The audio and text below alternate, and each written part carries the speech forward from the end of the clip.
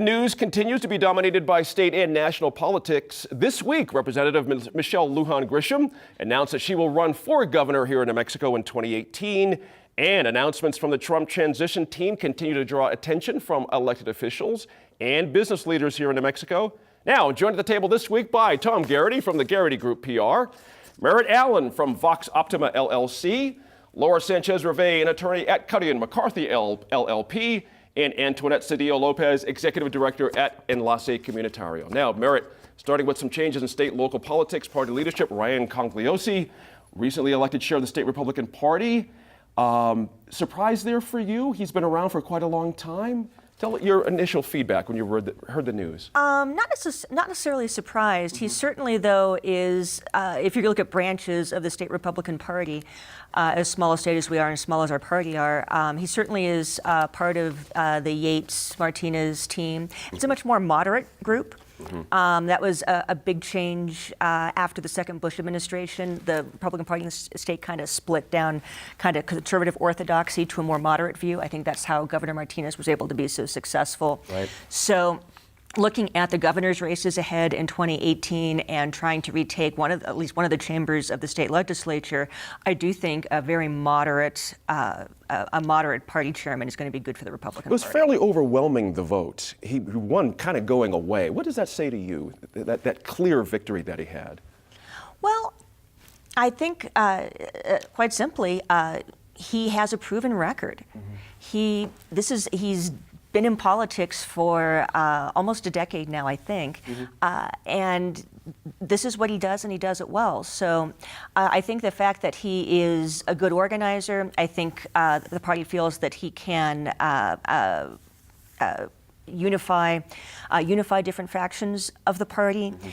And most importantly, I think the successes we've seen from Governor Martinez being reelected, we're hoping that we're going to see more seats, more winning elections from his chairmanship. Interesting.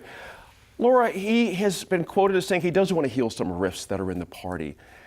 We hear that from every ED and every person that comes in for the party. There's always these rifts that come in. That's why they're there. They get elected to heal something. But sometimes that doesn't seem to happen. You've been down that road yourself. How hard is it to heal rifts within a party? I think it's extremely difficult. It takes somebody who has built up trust among different factions to be able to broker some goodwill and be able to bring people together and find common ground. I don't know enough, not being part of that party, to know whether he's developed those relationships. Right. Sometimes when you're perceived as being from one wing of a party versus another, that can be really difficult to do, to reach across. But I think he's also in a very interesting position professionally. His professional position will make it a challenge also for him to be sort of towing the party line when he needs to be, I think, broader in terms of being able to build goodwill across a lot of different communities. Now, you talk about his full-time job. Right, his full-time regular job. Talk that out if you would. And I think it's with the UNM Health Sciences Center. And the problem is that, it being such an important statewide position, that in and of itself with the Health Sciences Center, and it being a public institution that gets state legislative dollars, there's this natural need to be as fair as you can across different legislators from all sides of the aisle, from both sides of the aisle, and all wings of every party. And so he's in the position where he has to do that professionally, but then in his off time, he has to be the party chair, where you're basically towing the party line. Now, it's not unusual. There's been a lot of people who are lobbyists, who had positions where they had to deal with the legislature and also were party chairs, and I think on both sides. And he's just going to have I think he's going to have to walk that tightrope between the two. But I think it's an interesting pick for the Republicans. He's younger, I think. My perception is that he's younger than some of the folks in the party, and perhaps he can reengage the Republicans in a way. I mean, I think after the election this last time, they definitely have suffered a defeat, and they need some unification. But I think it remains to be seen whether he'll be the guy to do it. Tom, the Republicans are coming off a loss, certainly of the House, and that changes dynamics as well. When you think about momentum versus not having momentum, now he's got a bigger challenge to get things going again. Again, his chances for success, given the climate we have right now. Well, I guess he has two choices. One, he can choose to spend his time soothing over the wounds from the past election as far as rejoining everybody, or really plotting a course to really create change for New Mexico. Unfortunately, neither Democratic chair or Republican chair have ever really placed an emphasis on putting New Mexico's needs first. Now, I'll say that in that they always say that that's the case, but they're really protecting the party's interests. Gotcha. And so for Ryan's first comments to be reported that he's really wanting to shake up the culture of corruption in Democrats really shows that he's going back to the same talking points that were used by previous leaders in that particular position and of the sitting governor, who's technically his boss. So, in order for the Republicans, I think, to make effective change after suffering some huge losses, they're really going to need to start to find that middle ground, especially to make any progress whatsoever in the House or the Senate, which are truly going to be unfriendly to the sitting governor and the Republican Party. Interesting point there. Antoinette, something that actually Laura knows quite well, one of the big challenges for party chairs is dealing with county chairs and where it all sort of happens, so to speak. And this is where a lot of the frictions can come from, but also some of the good stuff, actually, from the grassroots and coming up.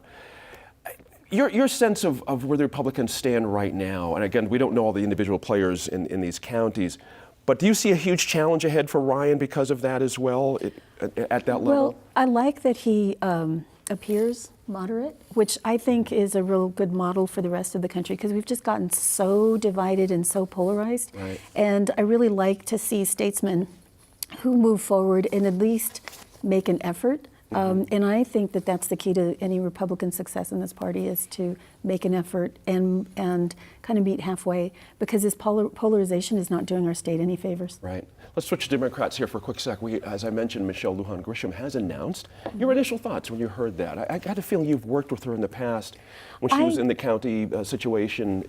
I wasn't at all surprised. I think that very much suits her personality and suits what she likes to do, and she really likes to have an impact. And I think she might have felt a little frustrated with her ability to have the impact in Congress right now, and so this allows her to do it. So I wasn't surprised. Merit, she being Ms. Lujan Grisham, had some tough things to say about our sitting governor. And your thoughts about where she fits into the spectrum politically. Can she get traction statewide is my first question, outside of CD1. Can she do that, actually? Well, and that's always a question, because Albuquerque, you've got half the population of the state here. And so sometimes with a good ground game in some of the rural core districts, Albuquerque can be enough. That said, I think what she really does is she ups the game for the Democratic primary. I don't know that a state level office holder is really going to be able to command the attention or the dollars that she has. And it makes, of course, the Republicans sit up and take notice. We've got 3 potential candidates. We see Steve Pierce, who's sitting on a ton of money, Mayor Berry of Albuquerque, and Lieutenant Governor John Sanchez. I think really it's going to be now a battle between Pierce if he declares and Berry if he declares.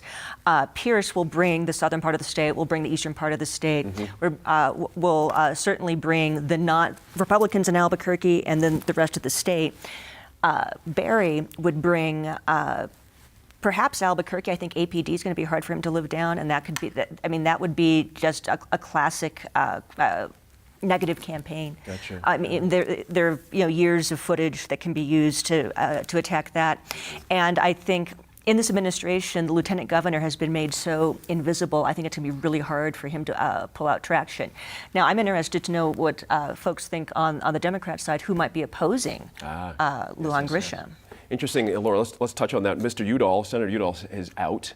Officially, he's not going to be doing this. But has the decks been cleared? Does Michelle Lujan Grisham have enough stroke to say to other folks, next time, guys, I can't imagine completely. Right. I think that Hector Valdez is probably still going to run. Yeah. I think he was going to run regardless. This makes it very interesting to see between the two of them who might have more traction statewide. He's from northern New Mexico, but she's enjoyed a lot of, I think, popularity also in northern New Mexico, and it's heavily Hispanic, heavily Democratic. They both will be challenged down south. I mean, that's going to be tough, I think, for either one of them and for the Democrats in general in the general election. But I think what was the only thing that was surprising to me about her announcement was that it was so soon after this last election. Gotcha. I mean, we're still in 2016, so that's unusual. Usually, people wait until at least the next year to start their campaign, and they usually announce with an exploratory, and it's sort of it's an easing into the water as opposed to a full dive like she did. So, point. but she's she's very strong. She's definitely committed to this. She's a fundraising machine, Right. And that's going to be really tough for any Democrat That's right. to compete against for the primary. Let me touch on that bit with Tom. We've got about a minute here. There are two kinds of decks to clear. There's the decks of people, and there's the money decks, so to speak. And on Laura's point, coming out in the winter of 2016, does this clear the money decks? Does this allow her to get more money to come to her earlier? I think she gets more money earlier, whether or not, I don't think people are going to be, deterred from, going for the governor's house, Right. governor's race, not in the least. Okay. I think there will end up being about 3 or 4 people who will end up running for governor on the Democratic ticket, about 2 or 3 on the Republican side, which is good. And then but the really kind of the fun race I'm watching now is the 1st Congressional District. Yes. And all the names that are starting to right. line up, right. for that particular seat. So between 1st Congressional, governor, and the mayor's race of Albuquerque, I think we've got a fun election season coming up. Ew, boy. And the money to be spent is going to be interesting. Now, when we come back to the line, we will discuss whether the justice system is doing enough to address the needs of domestic violence victims.